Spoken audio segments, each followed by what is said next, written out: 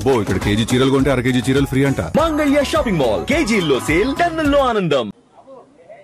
ఉత్సాహంగా చలనచిత్ర పరిశ్రమకు ఎనలేని సేవలు అందించిన వ్యక్తి, 40 సంవత్సరాలు నటనంటే ఏ విధంగా ఉండాలనో నటించి చూపించిన వ్యక్తి కోటా శ్రీనివాసరావు గారు.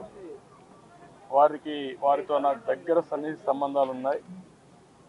సమైక్య ఆంధ్రప్రదేశ్లో ముఖ్యమంత్రిగా ఉన్నప్పుడు కానీ, తర్వాత ముఖ్యమంత్రిగా ఉన్నప్పుడు కానీ, అదే సమయంలో ఆయన ఎమ్మెల్యేగా 1999లో నేను ముఖ్యమంత్రిగా ఉన్నప్పుడు బీజేపీ అలయన్స్తో ఆయన ఎమ్మెల్యే చేశాం.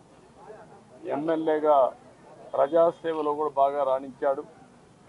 సినిమా రంగంలోనే కాకుండా ప్రజాసేవలో కూడా బాగా కృషి చేసిన వ్యక్తి కోటా శ్రీనివాసరావు గారు.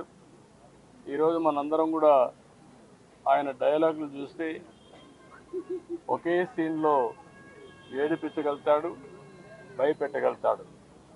అలాంటి అరుదైన సంఘటనల్లో అరుదైన నటనతో ఒక విలక్షణ నటుగా ప్రఖ్యాతి పొందిన వ్యక్తి. ఒక తెలుగే కాదు, తమిళ్, కన్నడ, హిందీ అనేక సినిమాల్లో 750 సినిమాల్లో నటించినటువంటి వ్యక్తి కోటా శ్రీనివాసరావు గారు.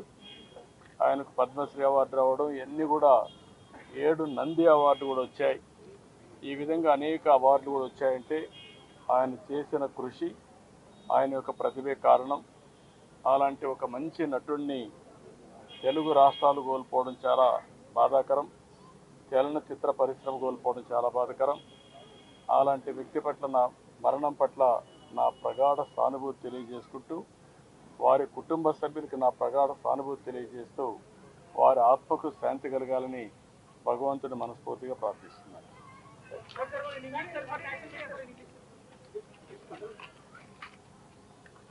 కోటా శ్రీనివాసరావు గారు is a great actor. Nobody can compensate his death, replace him.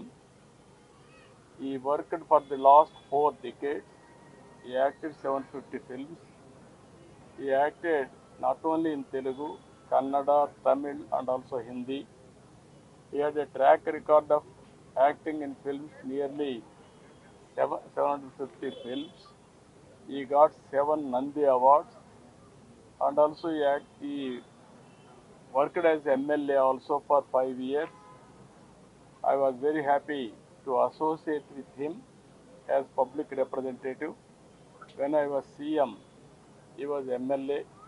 He has done tremendous public